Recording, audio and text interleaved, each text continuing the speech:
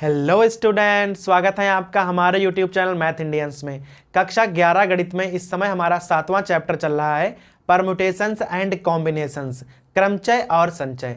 और भाई आज के इस वीडियो में आपको हम पढ़ाने वाले हैं एक्सरसाइज 7.4। एक्सरसाइज 7.4 पढ़ने के पहले आपको पढ़ना पड़ेगा कि भाई संचय कॉम्बिनेशन क्या होता है।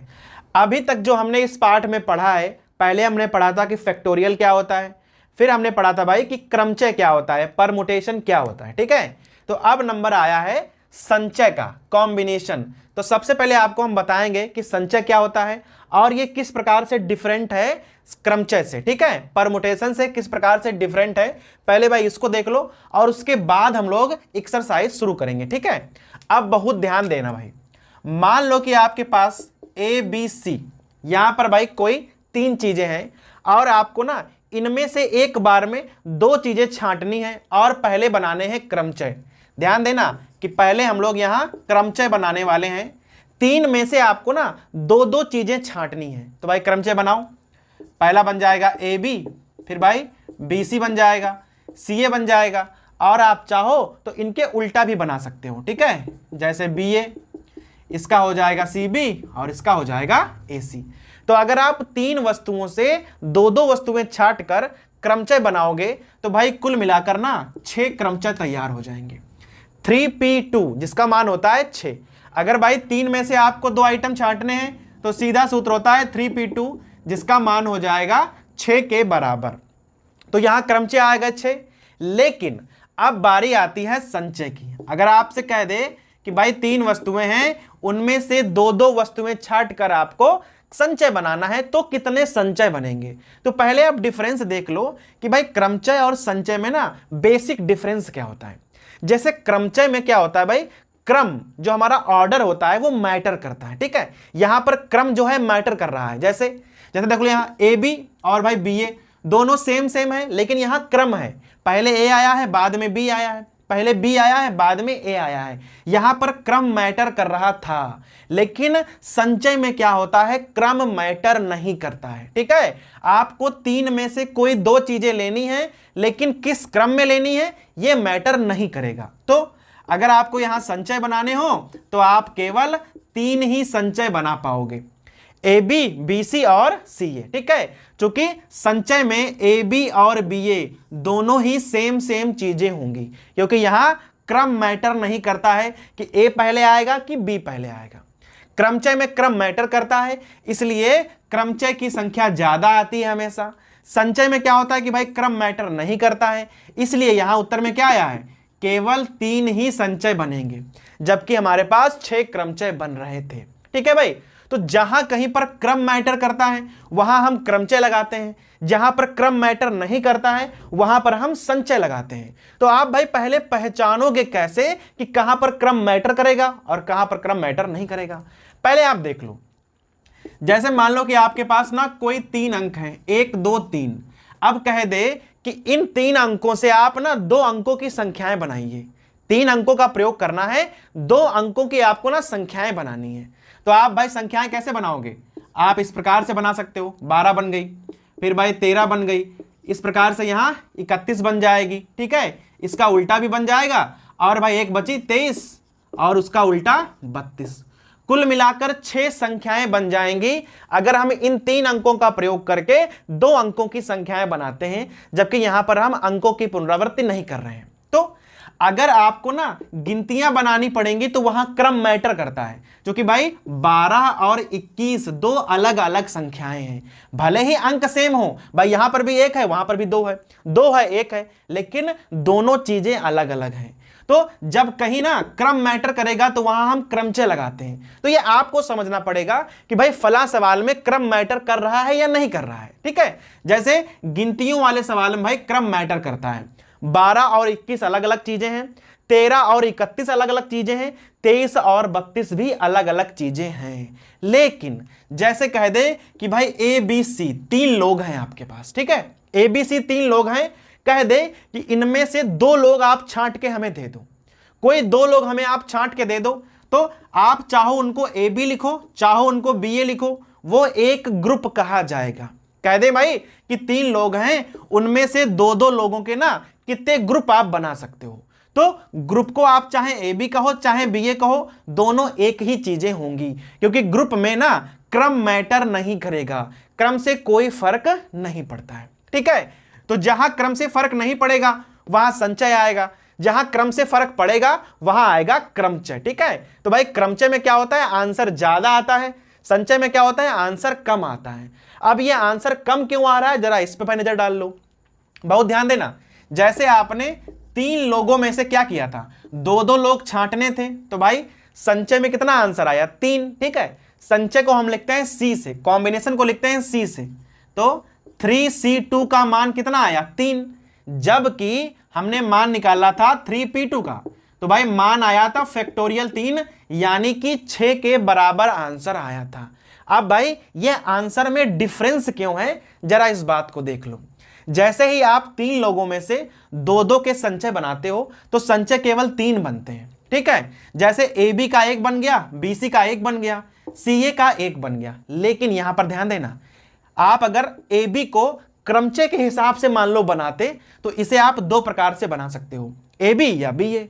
ऐसे ही बी सी को आप बी सी लिख सकते हो या सी बी लिख सकते हो, सी ए को आप सी ए लिख सकते हो या ए सी लिख सकते हो। अर्थात प्रत्येक संख्या को आप फैक्टोरियल 2 प्रकार से व्यवस्थित कर सकते हो। तो अगर आप यहां फैक्टोरियल 2 से गुणा कर दोगे तो आपका भी आंसर यहां 6 ही आ जाएगा। ठीक है, अर्थात भाई अगर आप संचय बनाते हो तो जितने एक बार में आप ग्रुप में लोग ले लेते हो, अगर उतने ही फैक्टोरियल से गुणा कर दोगे तो वो अपने आप ही क्रमचय बन जाएगा। अब जरा इस सूत्र पे भाई निगाह डालो। जैसे मान लो कि आपके पास कुल मिलाकर n वस्तुएं हैं और उनमें से आपको r वस्तुएं छांटनी है एक बार में। ठीक है, तो अगर आप क्रमचय बनाओगे तब तो भाई सूत्र होता है NPR, अगर आप भाई बनाओगे संचय तो सूत्र होगा NCR। अब इन दोनों सूत्रों में संबंध क्या है पहले ये देख लो। तो भाई यहां देखिएगा, जब आप NPR को खोलते हो तो कैसे खुलता है, फैक्टोरियल n और नीचे फैक्टोरियल n माइनस r, इस प्रकार से खुलता है हमारा NPR।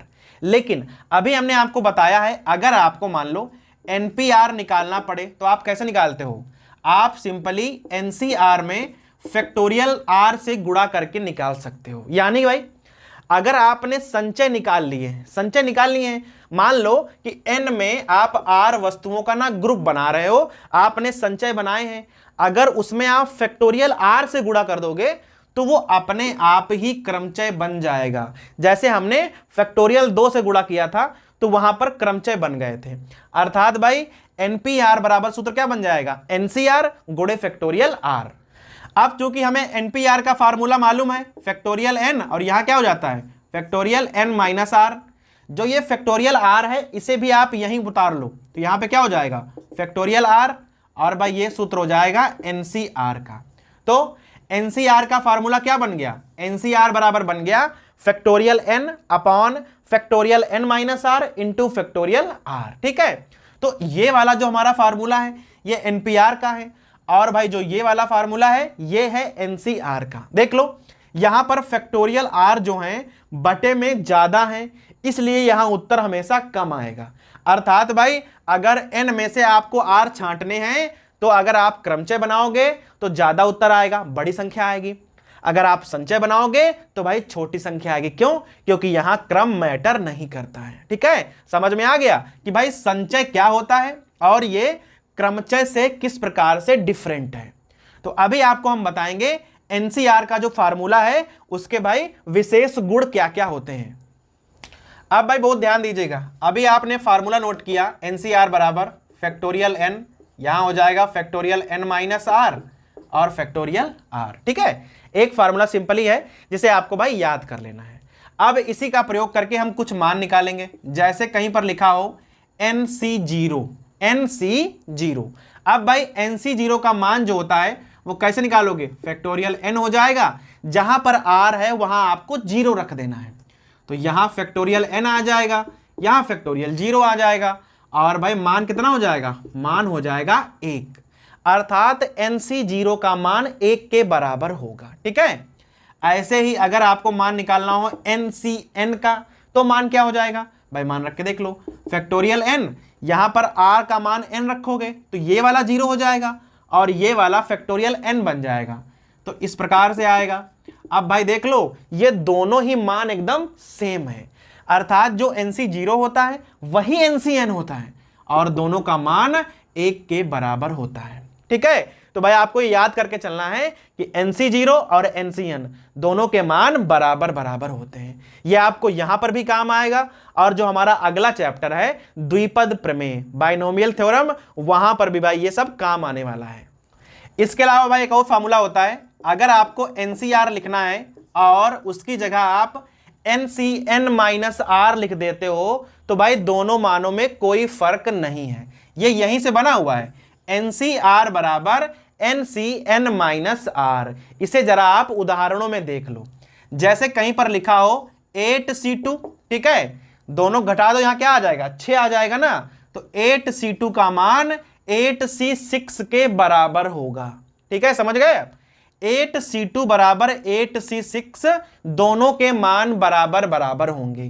तो एक फार्मूला यहां से और बन जाएगा, देखो कैसे, जैसे कहीं पर लिखा हो NCA, अगर कहीं पर लिखा हो NCB, अगर NCA और NCB आपस में बराबर बराबर हैं तो यहां पर दो कंडीशन होंगी, या तो A जो है B के बराबर होगा या तो N बराबर A प्लस B होगा। दो ही कंडीशन हो सकती हैं, कब, अगर कहीं पर NCA बराबर NCB लिखा हुआ है। अब इसे ना यहां पे देख लो, जैसे लिखा है 8C2 बराबर 8C6, ठीक है, इस प्रकार से लिखा हो तो आप तुरंत समझ जाओ कि भाई 8 बराबर 2 + 6 होगा। ठीक है, इसे आप ऐसे भी तो लिख सकते थे भाई 8C2 बराबर 8C2, अगर A बराबर B है तब भी दोनों बराबर होंगे, लेकिन अगर N बराबर A प्लस B है तब भी दोनों बराबर होंगे। भाई ये N है और ये A प्लस B है, अगर ऐसा है तब भी दोनों बराबर होंगे। ठीक है भाई, तो यहां आपको ध्यान देना है कि NC0 और NCn दोनों का मान बराबर होता है और 1 के बराबर होता है। उसके अलावा NCR लिखो या NCn-R लिखो, दोनों ही बराबर बराबर होंगे। उसके अलावा NCA बराबर अगर NCB लिखा हुआ है तो भाई दो ही कंडीशन है, या तो A बराबर B होगा और या N बराबर A प्लस B होगा। इस पर आपको भाई कई सारे सवाल देखने को मिल जाएंगे। ठीक है, अब भाई इसके अलावा ना एक और फार्मूला देख लो, अगर कहीं पर लिखा है NCR, ठीक है, और प्लस में लिखा है NCR-1, इस प्रकार से, ठीक है, तो इन दोनों का मान जो है N+1CR के बराबर होगा। अब इसे जरा उदाहरण से देख लो, कहीं पर लिखा हो 8C3, कहीं पर लिखा हो 8C2, ठीक है, इनका मान सेम सेम हो और यहां एक कम होना चाहिए वैल्यू, तो भाई दोनों की वैल्यू जो है वो 9C3 के बराबर हो जाएगी। ठीक है, तो ये वाला फार्मूला भी आपको एकदम से याद करना है। जब आप भाई ये पूरे फार्मूला अच्छे से याद कर लोगे ना तो एक्सरसाइज आपको बहुत आसान लगने वाली है। अभी भाई प्रश्नावली पढ़ने से पहले ना एक बात को यहां ध्यान दो, अब जब आप संचय पढ़ने जा रहे हो तो भाई संचय में ना सबसे अधिक जो सवाल हैं वो ताश की गड्डी पर बेस्ड आते हैं। तो आपको भाई सबसे पहले समझना होगा कि जो ये ताश की गड्डी होती है भाई उसमें खास बातें क्या होती हैं, गड्डी की ना आपको पूरी समझ होनी चाहिए भाई, तभी आप ताश वाले सवाल हल कर पाओगे। ठीक है, तो सबसे पहले देख लो कि भाई ताश में आपको ना कौन कौन सी बातें सीखनी है। सबसे पहले भाई आपको सीखना है कि जो ताश की गड्डी होती है उसमें कुल मिलाकर ना 52 पत्ते होते हैं। ताश की गड्डी में कुल मिलाकर 52 पत्ते होते हैं और भाई जो ये 52 पत्ते होते हैं ना ये होते हैं कुल मिलाकर 2 रंग के पत्ते होते हैं। एक तो होते हैं काले, एक रंग होता है काला, तो भाई 26 जो पत्ते हैं वो तो काले होते हैं और भाई 26 पत्ते जो होते हैं वो लाल होते हैं। ठीक है, तो सबसे पहले आपको ध्यान में रखना है कि ताश में 52 पत्ते होते हैं और भाई 2 ही रंग के पत्ते होते हैं, तो आधे काले हो गए आधे हो गए लाल।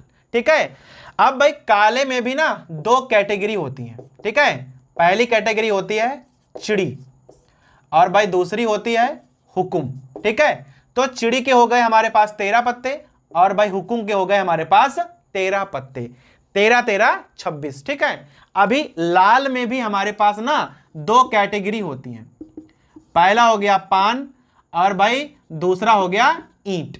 सेम यहां पर भी होता है कि पान में 13 पत्ते होते हैं और भाई ईंट में भी 13 पत्ते होते हैं। ठीक है, जो ये हमारे चिड़ी, हुकुम, पान और ईंट हैं, इन्हें हम कहते हैं सूट। ठीक है, इन्हें क्या कहते हैं हम? सूट्स। तो ताश में 4 प्रकार के सूट्स होते हैं, चिड़ी, हुकुम, पान और ईंट। और भाई प्रत्येक सूट के पास अपने 13 पत्ते होते हैं। इसी प्रकार 2 रंग के पत्ते होते हैं, काले और लाल। काले 26 और लाल भी 26। अब जो ये 13 पत्ते हैं ये भाई सबके पास सेम ही होते हैं। ठीक है, खाली सूट अलग अलग होगा, बाकी जो पत्ते होते हैं वो एकदम सेम होते हैं। अब देख लो कौन कौन सा। तो भाई पहला तो हमारा होता है इक्का। ठीक है, 1 नंबर वाला हो गया इक्का, तो इक्का सब में हो जाएगा। फिर 1 पे 2 नंबर होता है, 3 होता है, 4 होता है, 5 होता है, 6, 7, 8, 9 और 10। इस प्रकार से ये 9 पत्ते होते हैं। ठीक है, इनमें भाई 10 तक नंबर पड़े होते हैं। ठीक है, तो पहले वाले को बोलते हैं इक्का, फिर 2, 3, 4, 5, 6, 7, 8, 9, 10। 10 नंबर वाले अलग अलग पत्ते होते हैं। उसके अलावा 3 पत्ते और होते हैं। पहला होता है भाई गुलाम, फिर हो गया बेगम और फिर हो गया भाई बादशाह। ठीक है, तो इस प्रकार से हमारे पास 13 पत्ते हो गए।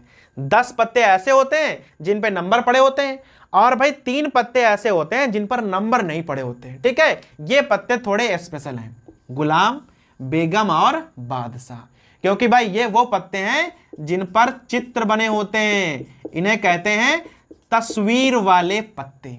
ठीक है, तो प्रत्येक सूट के पास यही 13 पत्ते होते हैं। अर्थात भाई इक्का है तो ईंट में भी होगा, पान में भी होगा, हुकुम में भी होगा और चिड़ी में भी होगा। ठीक है, गुलाम है तो सब में होगा, जो भी पत्ता होगा वो चारों सूट में होगा। ठीक है, तो आपको भाई ध्यान रखना है कि कुल मिलाकर 13 पत्ते होते हैं। 13 पत्तों में 10 पत्ते तो नंबर वाले होते हैं, इक्का और भाई दुक्की, तिक्की, चौका ऐसे बोले जाते हैं। फिर जो 3 पत्ते होते हैं, गुलाम, बेगम और बादशाह, इन्हें हम कहते हैं ये तस्वीर वाले पत्ते हैं। तो भाई इन पर जरूर सवाल आता है कि तस्वीर वाले पत्ते निकालने की हमें भाई संचय बताओ, या प्रायिकता में ऐसे सवाल आते हैं कि तस्वीर वाले पत्ते निकालने की प्रायिकता आप बताओ। तो आपको पता होना चाहिए कि प्रत्येक सूट के पास 3 तस्वीर वाले पत्ते होते हैं। ठीक है, 3 तस्वीर वाले पत्ते और 4 सूट हो गए, अर्थात कुल मिलाकर 12 पत्ते ऐसे होते हैं जो तस्वीर वाले होते हैं। 12 में भी 6 काले होंगे और पक्का 6 लाल होंगे, जो कि भाई पत्ते आधे आधे होते हैं रंग के हिसाब से। तो समझ गए, इक्के 4 होंगे, दुक्की 4 होंगी, तिक्की 4 होंगी, चौका भाई 4 होंगे, गुलाम भी 4 होंगे, बेगम भी 4 होंगी, बादशाह भी 4 होंगी, और तस्वीर वाले पत्ते 4 तियां 12 होंगे, जिसमें 6 काले होंगे और 6 लाल रंग के पत्ते होते हैं। ठीक है, तो भाई ये पूरी जानकारी आपको ना अच्छे से आनी चाहिए, तो आप ताश वाले सवालों को अच्छे से लगा पाओगे। भाई ये जो ताश वाले सवाल हैं यहां आपको संचय में काम आएंगे, इसके अलावा आपको प्रायिकता में काम आएंगे। जब आप इंटर में जाओगे तो भाई वहां प्रायिकता नाम का चैप्टर होगा, वहां पर लगभग हर दूसरा या तीसरा सवाल आपको ताश की गड्डी पर ही मिलने वाला है। तो आपको भाई इसका पूरा नॉलेज होना चाहिए। अगर आपको ये सब कुछ समझ में आ गया है तो अब आप एक्सरसाइज को शुरू करोगे, जिसे आपको भाई हम अगले वीडियो में हल करवाएंगे।